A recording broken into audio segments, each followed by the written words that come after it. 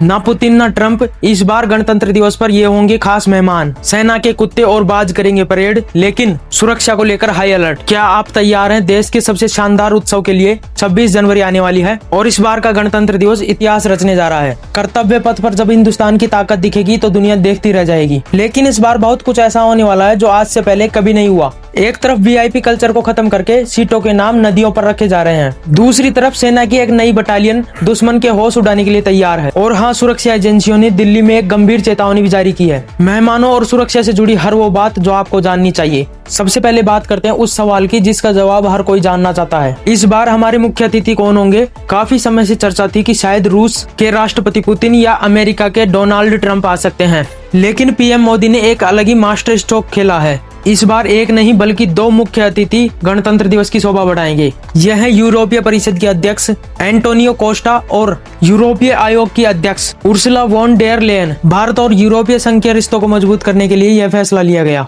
यह भारत की बढ़ती हुई वैश्विक ताकत का सबूत है। अब बात करते हैं परेड की, जो बहुत खास होने वाली है। इस साल गणतंत्र दिवस की थीम है वंदे मातरम। परेड में कुल 30 झांकियां निकलेगी जो देश की संस्कृति और ताकत को दिखाएगी। लेकिन रोमांचक की बात यह है कि इस बार परेड में जानवरों की एक विशेष टुकड़ी भी शामिल होगी। जी हाँ, पहली बार कर्तव्य पथ पर आपको बैक्टीरियन ऊंट, जांस्कर टट्टू और सेना के खास कुत्ते मार्च करते हुए दिखेंगे। इतना ही नहीं, आसमान में दुश्मन पर नजर रखने वाले बाज यानी रैप्टर्स भी इस परेड का हिस्सा होंगे। ये जानवर दुर्गम इलाकों में हमारे सैनिकों की मदद करते हैं और आज पूरा देश इन्हें सलाम करेगा। और सेना की ताकत की बात करें तो इस बार भैरव बटालियन अपना दम दिखाएगी।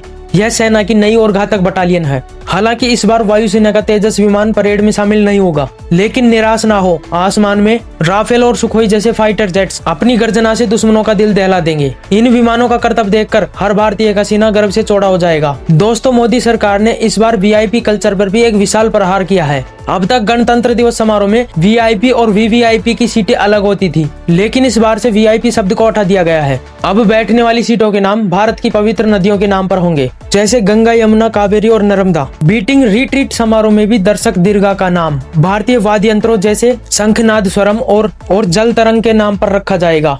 यह बदलाव बताता है कि गणतंत्र दिवस किसी खास व्यक्ति का नहीं बल्कि आम जनता का त्योहार है। इस बार के समारोह में कुछ ऐसे मेहमान भी होंगे जो वीआईपी नहीं बल्कि वीआईपी से भी बढ़कर हैं। उत्तर प्रदेश और अन्य राज्यों से लखपति दीदियों को विशेष अतिथि के तौर पर बुलाया गया है। ये वो महिलाएं जिन्होंने अपनी मेहनत से खुद को आत्मनिर्भर बनाया है। इन्हें कर्तव्य पथ पर सबसे आगे की कतार में जगह मिलेगी। ये नारी शक्ति का असली सम्मान है। लेकिन दोस्तों, जश्न के साथ साथ सतर्क रहना भी जरूरी है। सुरक्षा एजेंसियों ने गणतंत्र दिवस से पहले दिल्ली में हाई अलर्ट जारी किया। इंटेलिजेंस सूत्रों के मुताबिक खालिस्तानी और बांग्लादेशी आतंकी संगठन दिल्ली को निशाना बनाने की फिराक में है। पंजाब के कुछ गैंगस्टर भी इन आतंकियों के लिए काम कर रहे हैं। इस खतरे को देखते हुए दिल्ली पुलिस पूरी तरह से मुस्तैद है। उत्तरी दिल्ली समेत कई इलाकों में एंटी टेरर मॉक ड्रिल की गई है। हर आने जाने वाले वाहन की सख्ती से जांच हो रही है। दिल्ली को एक अभेद्य किले में बदल दिया गया है ताकि परिंदा भी पर न मार सके। तो दोस्तों, 26 जनवरी का दिन हम सब के लिए बहुत अहम है। अगर आप दिल्ली में हैं तो सुरक्षा नियमों का पालन करें और पुलिस का सहयोग करें। और अगर आप घर पर हैं